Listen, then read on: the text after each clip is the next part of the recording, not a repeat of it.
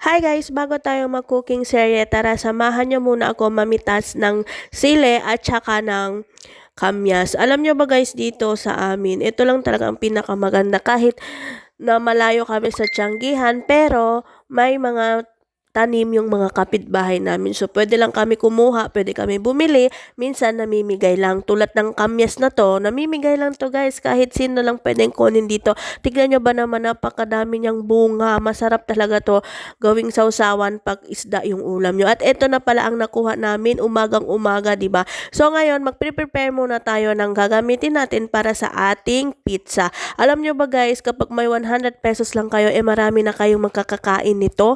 'Di ba? Hindi na kayo gumastos ng pamasahe, pumunta bumili at sulit na 'to sa bulsa. Alam niyo ba guys, ngayon lang ako ulit nag-voice over kaya medyo hindi ko na alam kung paano, ganun.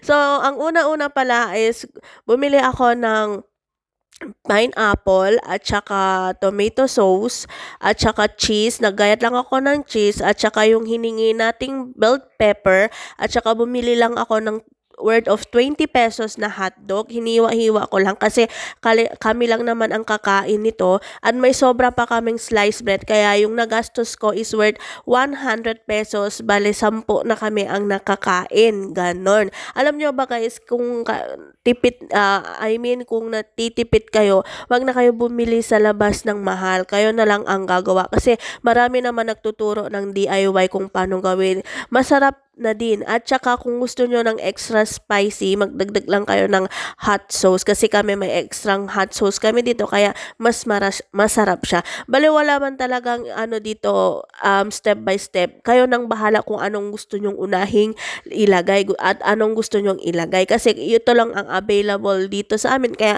ito lang nilagay namin. Pero kung may bacon kayo or may ham kayo, pwede.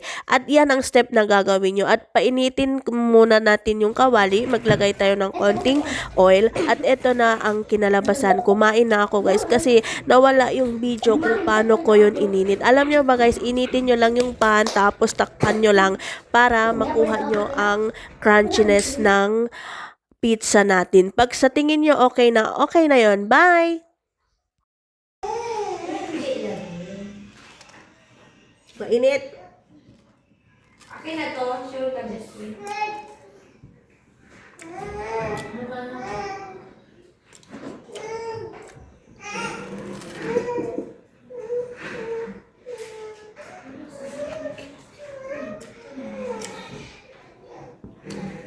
Bisa pa mo.